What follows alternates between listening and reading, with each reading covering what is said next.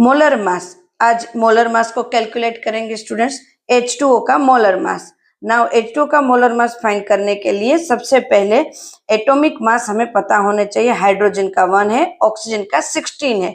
तो फॉर्मूला क्या है? Molar mass of H2O equal to number of atomic hydrogen, hydrogen के नंबर कितने हैं, and atomic mass of hydrogen, atomic mass कितना है हाइड्रोजन का, वो नंबर ऑफ एटम ऑक्सीजन के, फिर सेकंड जो भी हमारा एलिमेंट है उनको लेना है, 1 by 1 एलिमेंट को लेना है, and atomic mass of oxygen.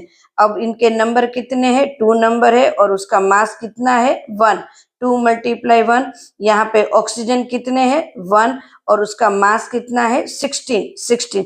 2 × 1 2 and 1 × 16। Okay, तो H2O का मोलिकुलर मास है 18U। नाउ H2SO4 का भी कैलकुलेट करते हैं।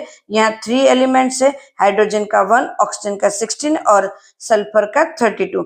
तो molecular mass of number of, पहले सबसे पहला एलिमेंट है वो लेना है, फिर second element and then third element.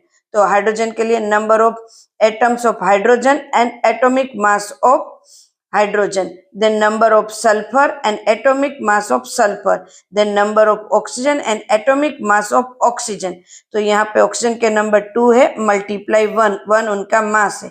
Sulphur का नंबर 1 है, एक ही सल्फर है बट उनका एटॉमिक मास है वो 32 है, तो 1 × 32। यहाँ ऑक्सीजन 4 है तो एटॉमिक नंबर 4 एंड इसका 16 है, तो 16। यहाँ 2 1 × 32 34, 4 × 16 64, तो टोटल है 98 AMU, या तो एटॉमिक मास यूनिट 8 ये भी लिख सकते हैं।